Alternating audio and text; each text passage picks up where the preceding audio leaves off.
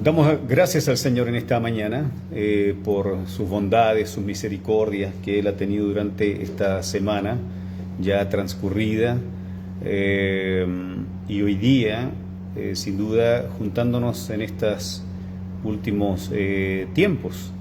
Y no me refiero, digamos, a un tema profético, me refiero a que en este último tiempo, ya que estamos buscando la forma de volver a lo presencial. Bueno, y por lo mismo también quiero invitarles a los hermanos, a los amigos, a los que nos quisieran acompañar este día viernes aquí en nuestro templo ubicado en Chacabuco con O'Higgins.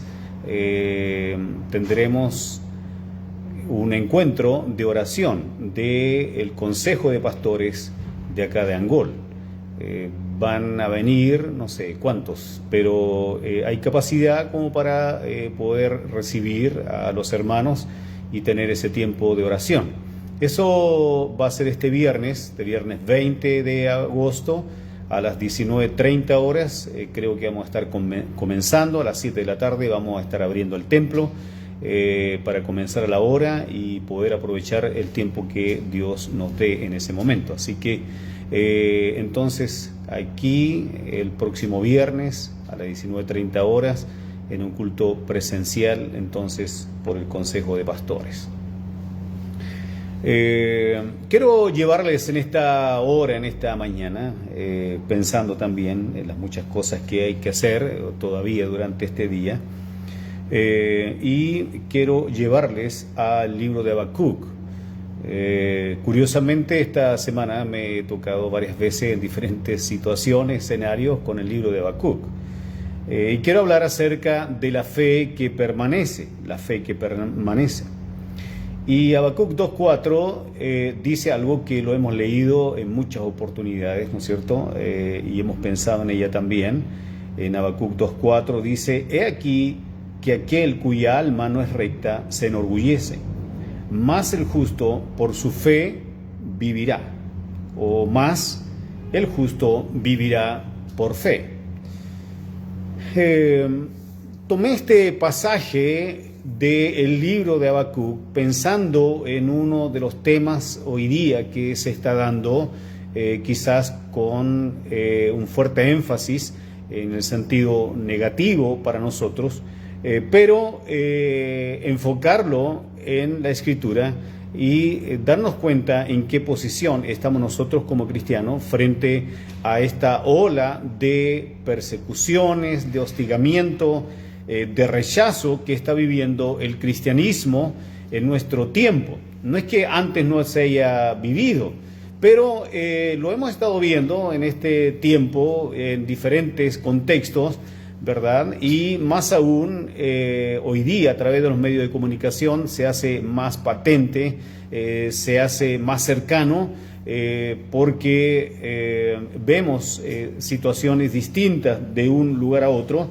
donde la iglesia ha tenido que enfrentar o está enfrentando diferentes situaciones de hostigamiento o persecución.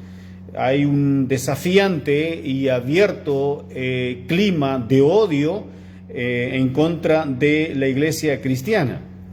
Y justamente en esta semana alguien compartía que pudiésemos, como iglesias de acá, de este sector o rincón del mundo, si pudiéramos unirnos en oración a iglesia o las iglesias en Virginia, en Estados Unidos, por la rebelión abierta hacia Dios que se estaba llevando esos días, y donde el mundo ateo y otros grupos más anarquistas, seguramente grupos satánicos también, que expresan abiertamente su inclinación hacia esas ideologías o pensamientos, habían levantado un acto ese día de rechazo hacia Dios, de rebelión hacia Dios. Y se estaba invitando a las iglesias que pudiéramos unirnos donde estuviésemos en oración para apoyar a nuestros hermanos allí, hermanos cristianos evangélicos especialmente, en esta oración que unió a muchos en el mundo. Por otro lado, nosotros acá en Chile también hemos estado viviendo un clima que nos lleva a pensar que estamos en una situación muy decidora como cristianos evangélicos en nuestro país. Estamos enfrentando un panorama en que la mayoría de los protagonistas y actores de redactar una nueva constitución, porque en ese plano estamos, en ese desarrollo nacional estamos, buscarán definir el futuro de las iglesias, sus cultos y otras normas más. Eso sin duda no debiera sorprendernos, es parte de lo que hay que hacer. El punto es que se anticipa una verdadera batalla espiritual. Y digo una batalla espiritual porque nosotros sabemos que los que componen este grupo de constituyentes en su mayoría, o una buena parte, son detractores del Evangelio y de la fe cristiana. Y ya se ha ido manifestando de una u otra manera este rechazo cuando la presidenta de los constituyentes cree que el cristianismo no es de su gusto por ser colonizador.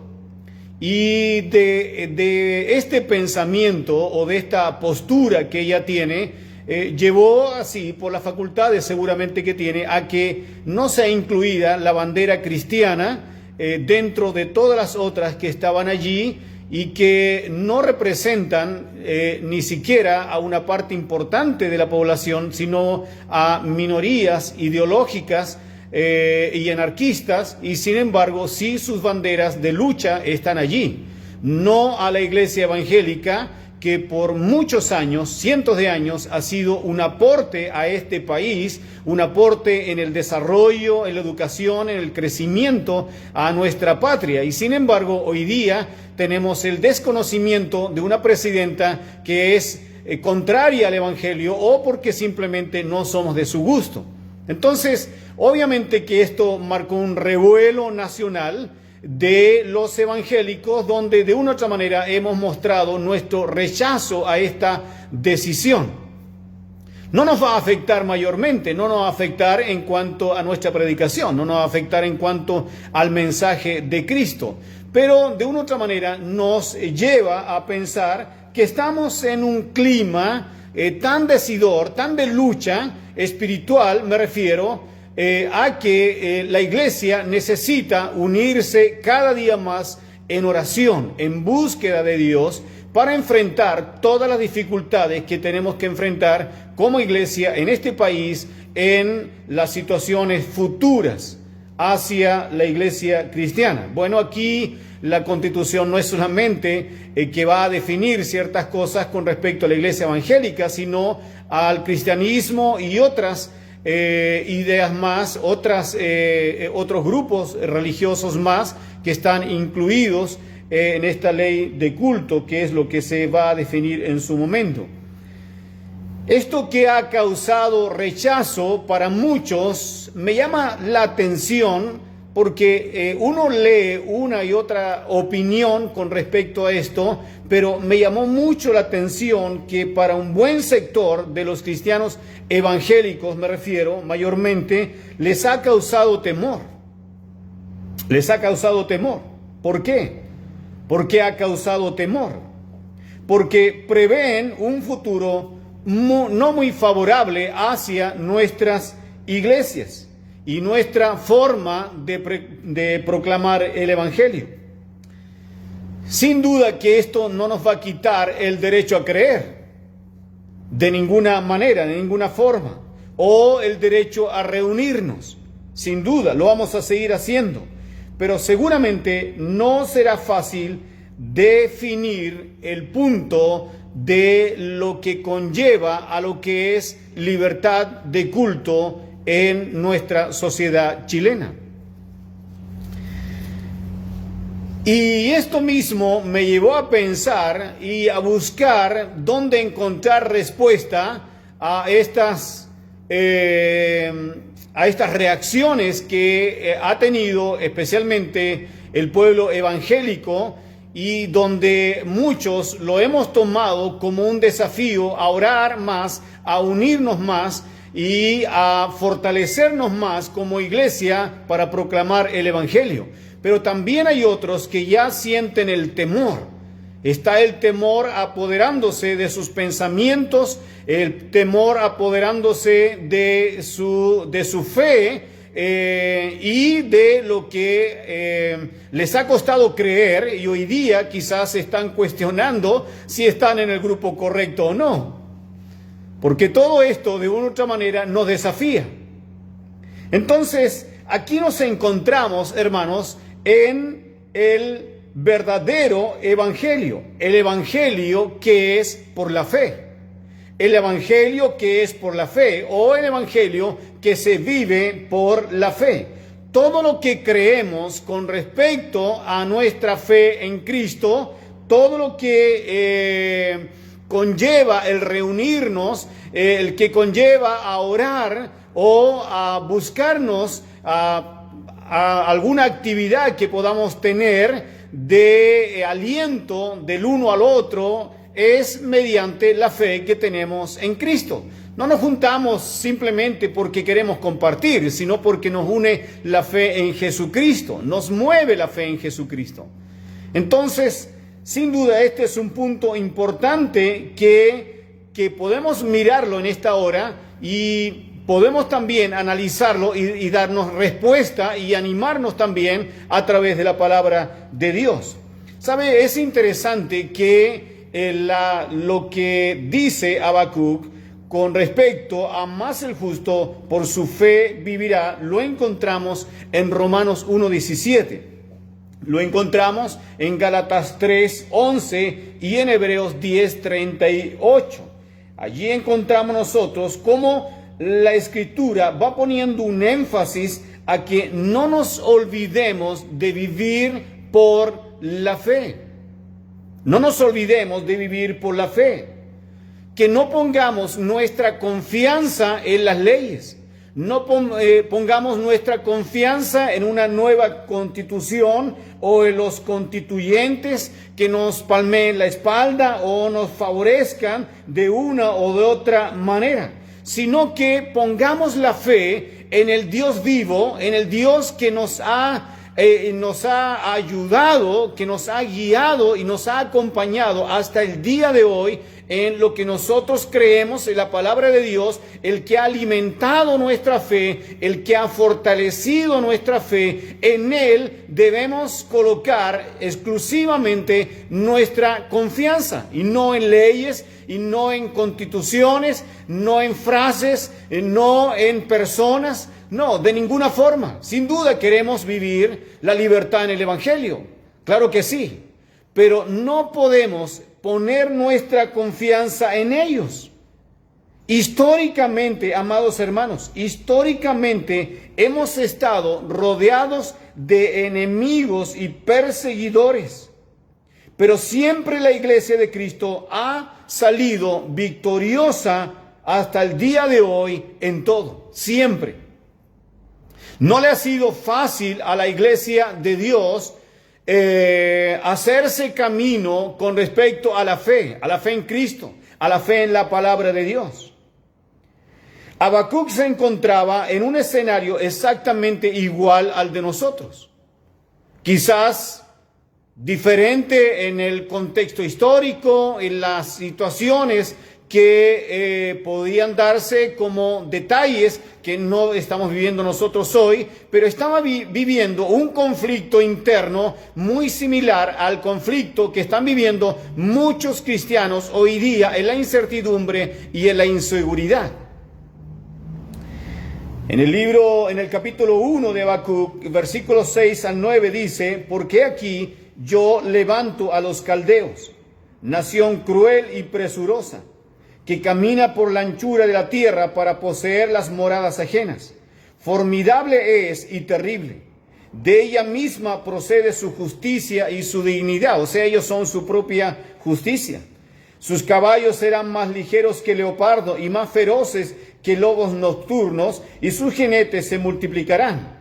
O sea, hay un desplazamiento militar increíble de hombres de guerra, de hombres experimentados en guerra. Vendrán de lejos sus jinetes y volarán como águilas que se apresuran a devorar.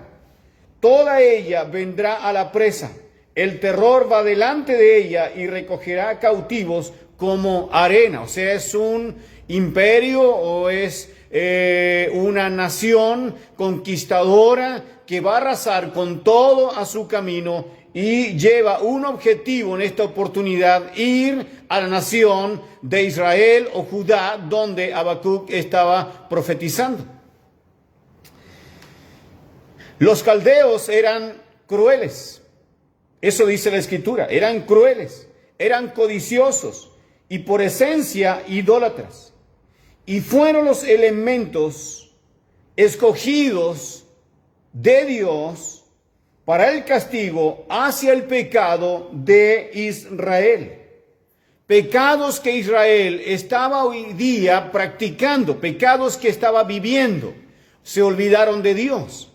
Por lo tanto, la idolatría era parte de sus vivencias y la hipocresía a su religiosidad, porque la religiosidad del pueblo de Dios era una religiosidad sincretista. Unían diferentes formas de creer y de elevar sus plegarias y llevar sus ceremonias, y en ellas también estaba Dios. Pero sin duda Dios no estaba con ellos, porque ellos habían cambiado al Dios único por diferentes tipos de religiosidad o ceremonias prácticamente paganas que ellos elevaban. Y este profeta solitario, contemporáneo de Jeremías y otros más, miraba la caída por un lado del imperio asirio y por otro lado estaba viendo el levantamiento de uno peor, que era el babilónico. Los caldeos eran sus componentes. De ahí nace el imperio babilónico de los caldeos. Pero aquí estaba el profeta haciéndole preguntas a Dios. ¿Qué preguntas? O sea, primero preguntándose por qué. ¿Por qué Dios? Y Dios le responde que la codicia será castigada, la crueldad será castigada y la idolatría y todos los que viven desenfrenadamente también serán castigados. Seguramente no era lo que Habacuc estaba esperando como una respuesta de Dios. No era lo que Habacuc quería de parte de Dios. Seguramente Habacuc pensaba que Dios iba a traer de una u otra manera un avivamiento para que el pueblo pudiese contagiarse de esto y volver su corazón al Señor. Pero no que el castigo de sus pecados viniera de una nación inferior a ellos. Habacuc sabía que el pueblo de Dios era el pueblo escogido de Dios, que era el pueblo amado por el Señor. Pero no que Dios traería a este pueblo inferior, idólatra, pagano, como los caldeos, a poner castigo y llevar castigo y juicio a la nación de Israel y específicamente de Judá, que es lo que ocurrió posteriormente cuando los babilónicos llegaron a Israel y fueron, ¿no es cierto?, al sur, a Judá, y comenzaron estas deportaciones, 3 en número, que llevaron a la mayoría o al más de 90% de la población. El tema es, y el punto es, en este diálogo y las respuestas de Dios, es que Habacuc no esperaba que Dios le respondiera de esta manera, y por otro lado, es lo que nosotros podemos recoger en esta palabra, cuando nosotros muchas veces, de la misma manera que Habacuc, le consultamos a Dios o nos hacemos las mismas preguntas. ¿Por qué? Como sintiéndonos abandonados, sintiéndonos excluidos o desamparados, o quizá esperando otra respuesta para nuestras vidas. Preguntando, ¿dónde está Dios en toda esta injusticia? Porque lo que Habacuc estaba viendo era que pronto, inminentemente, iba a venir un castigo severo de una nación cruel, y él de una u otra manera lo consideraba algo de injusticia de parte de Dios. Y muchos de nosotros hoy nos preguntamos también de la misma manera, ¿por qué Dios permite la injusticia? Y donde a veces nosotros estamos involucrados en esa injusticia. ¿Por qué? Porque algunos están mejor que nosotros o mejor que tú. Y tomamos eso como un acto de injusticia de parte de Dios, cuando nosotros somos hijos del Rey, hijos del Señor, hijos de nuestro Padre Celestial, o que tienen mejor vida que la tuya, o mejor salud que la tuya, o quizás no tienen las tribulaciones que tú estás teniendo siendo un hijo de Dios. O por otro lado, estás sintiendo el oprobio de hombres malos, o las injusticias que se viven laboralmente, y donde nosotros los creyentes no estamos exentos a recoger este tipo de experiencia que te hacen a veces desanimarte o hacerte estas preguntas: ¿dónde está Dios en todo esto? ¿Lo ves todo mal? ¿Ves que las cosas no se mejoran? ¿Dónde está Dios allí? Sin embargo, así como Dios le responde a Habacuc, Dios nos responde a nosotros también, que Él hace como quiere. Él hace como quiere. Y esa es la respuesta de Dios. Y eso es lo que está viendo Habacuc. Está viendo la soberanía de Dios en acción. Dios hace como quiere. Y de esta manera, como Dios le estaba respondiendo a Habacuc, Dios también nos dará respuestas a nuestras interrogantes. Los caldeos tienen problemas serios con la codicia, tienen problemas serios con la crueldad y la idolatría. Sin embargo, Israel o Judá vive pecados similares. Pecados similares a los de los caldeos. Pero ¿cómo podemos escapar de la codicia cuando ésta surge de la insatisfacción a lo que tenemos? Escuche bien eso. La codicia viene de la insatisfacción, o nace de la insatisfacción a lo que tenemos. Y por otro lado, el deseo de tener lo que otros tienen. Y muchas veces nosotros como cristianos hemos pecado de esta manera. Insatisfacción a lo que tenemos. Pareciera que no hubiera motivos para darle gracias a Dios o ser agradecidos de Dios. Y quisiéramos tener más.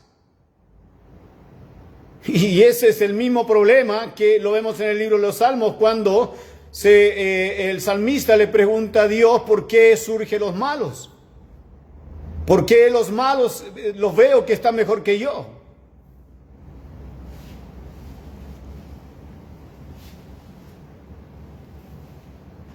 Y la respuesta la da el mismo Habacuc cuando dice en el capítulo 3, versículo 17: aunque la higuera no florezca, ni en las vides haya frutos, aunque falte el producto del olivo y los labrados no den mantenimiento, y las ovejas sean quitadas de la majada, y no haya vacas en los corrales, con todo, dice él, con todo, yo me alegraré en Jehová, y me gozaré en el Dios de mi salvación. Gloria al Señor. Aleluya. Amén. Lo que tengo, hermanos amados, lo que tengo, sea mucho, sea poco o sea nada, seamos siempre agradecidos de Dios. Lo más importante no son los bienes de la tierra. Lo más importante no es mi bienestar en la tierra. Lo más importante es gozar del favor de Dios que es nuestra fuente inagotable de bendiciones. Seguramente ninguno de los que estamos aquí en esta hora, que usted está detrás de esta pantalla, escuchando esta palabra, ha estado en la miseria, o podría decir, o levantarse para decir, sí, he vivido una vida miserable. Seguramente no lo podrá decir. Quizás no tenemos las riquezas que otros tienen, pero lo que tenemos es suficiente para darle gracias al Señor y alabar el nombre de Dios. Dios es bueno.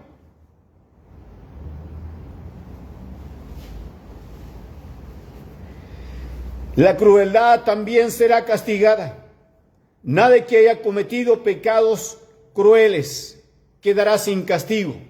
Y si eso lo traemos a nuestro tiempo, podemos decir que los homicidas, los mentirosos, engañadores, estafadores, los abusadores y violadores y otros muchos más, muchos pecados más serán castigados en su tiempo si no hay un arrepentimiento de los que practican y viven el pecado. Y en tercer lugar, la idolatría. El gran problema de Israel, la idolatría.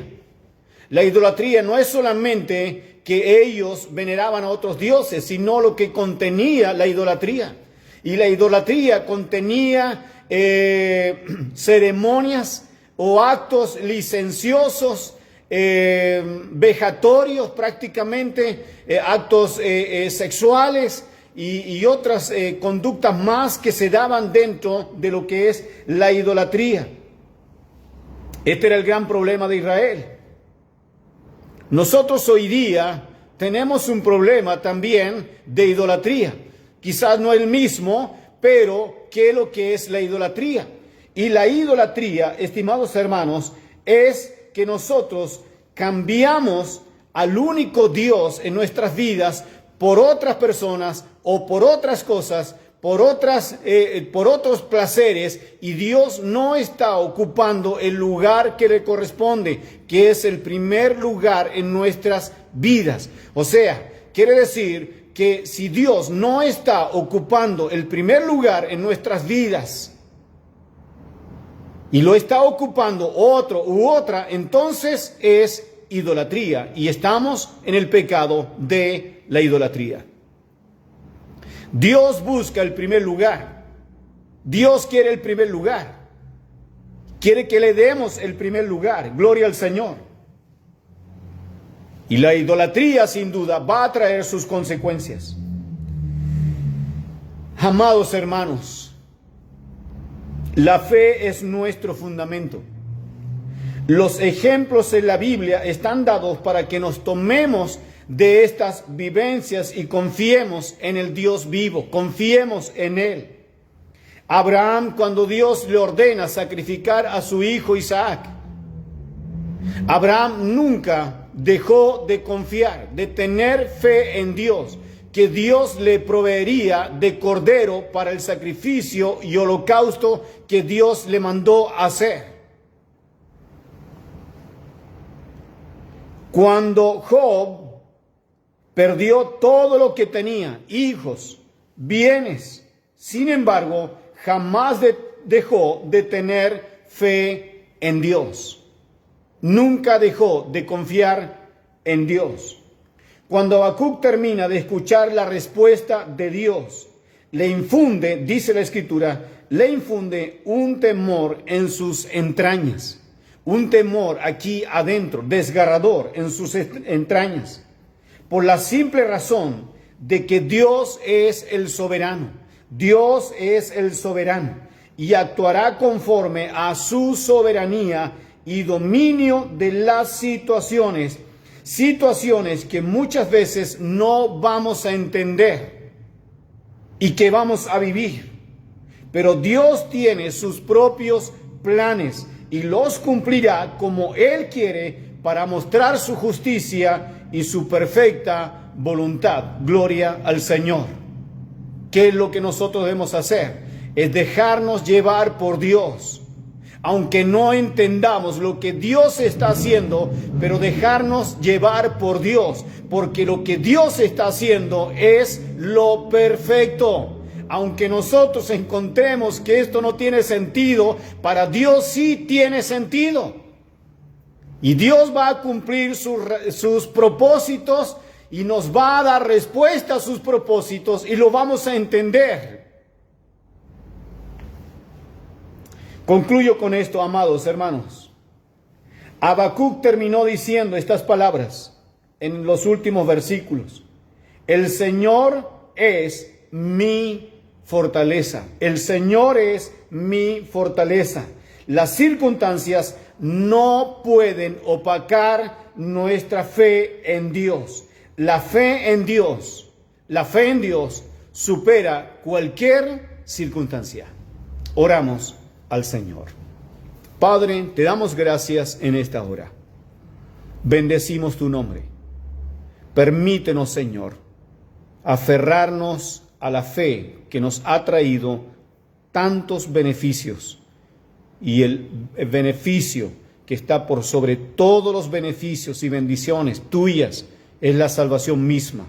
La salvación, la que confiamos en ella, que tenemos por la fe en Jesucristo, mantenemos y nos nutrimos y nos fortalecimos y nos vamos desarrollando en esta fe en Cristo Jesús. La salvación, lo más importante, y sin duda el ver esos pequeños detalles como una muestra de tu misericordia, de tu bondad y de tu amor presente cada día en nuestras vidas. Señor, somos agradecidos de ti. Ayúdanos, Señor, en nuestra fe, que aunque el mundo ruja y nos quiera infundir temor, pero nosotros estamos seguros en ti, estamos confiados en ti y estamos tomados de ti, y seguramente tú harás lo perfecto en favor y bendiciones para tus hijos. Gracias, Señor, en esta hora. Bendigo la vida de mis hermanos, lo hago en el nombre de Jesús, y a través de esta palabra, Señor, que les fortalezca y les anime en este día y en esta semana. Oramos en el nombre de Jesucristo. Amén y amén. Que el Señor les bendiga, la escuela dominical, ¿no es cierto?, en esta tarde. Y entonces el viernes aquí a las 19:30 horas, a las 7 de la tarde, ya voy a estar abriendo el templo para que usted pueda venir y unirnos en oración. Amén.